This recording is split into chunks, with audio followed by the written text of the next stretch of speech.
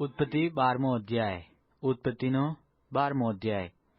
અને યહોવાએ ઇબ્રામને કહ્યું કે તું તારો દેશ તથા તારા સગા તથા તારા પિતાનું ઘર મૂકીને જે દેશ હું તને દેખાડું તેમાં જા.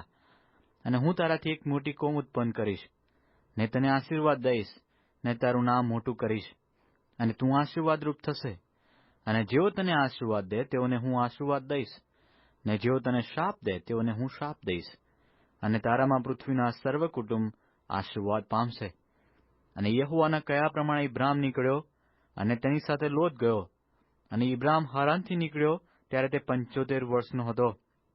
અને ઇબ્રામે પોતાની સ્ત્રી સારાઈને તથા પોતાના ભત્રીજા લોતને તથા જે સર્વ સંપત્તિ તેઓએ મેળવી હતી તથા જે માણસો તેમને હારાનમાં પ્રાપ્ત થયા હતા તેઓને સાથે લીધા.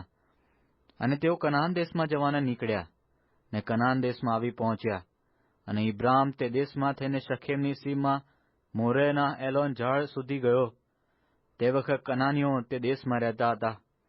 અને યહોવા ઇબ્રામને દર્શન આપીને કહ્યું કે હું તારા વંશજોને આ દેશ આપીશ.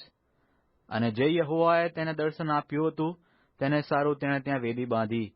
અને ત્યાંથી નીકળીને બેથેલની પૂર્વગમ જે પર્વત છે ત્યાં તે ગયો, અને તેણે ત્યાં તંબુ માર્યો. ત્યાંથી પશ્ચિમે બેથેલ તથા પૂર્વે આય હતું.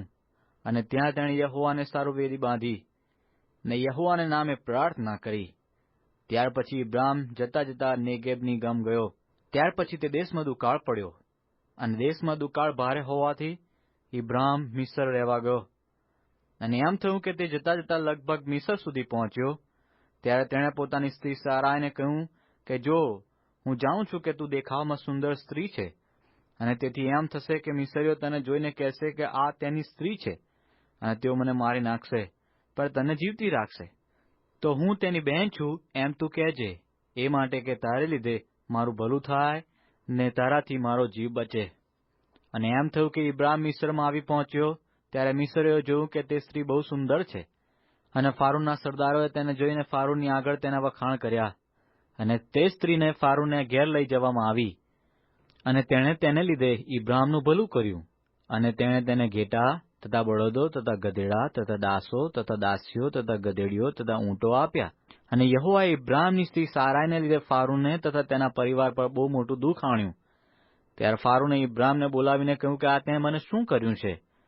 તે મને એમ કેમ ન કહ્યું કે તે મારી સ્ત્રી છે? શા માટે એમ કહ્યું કે તે મારી બહેન છે, કે જેથી મેં તેને મારી સ્ત્રી કરવા સારું લીધી? હવે જો આ રહી તારી સ્ત્રી, તેને લઈ જા. અને ફારૂને પોતાના માણસોને તેના સંબંધી આજ્ઞા કરી, અને તેઓ તેને તથા તેની સ્ત્રીને તથા તેની સર્વ સંપત્તિને માર્ગે વળાવી આવ્યા.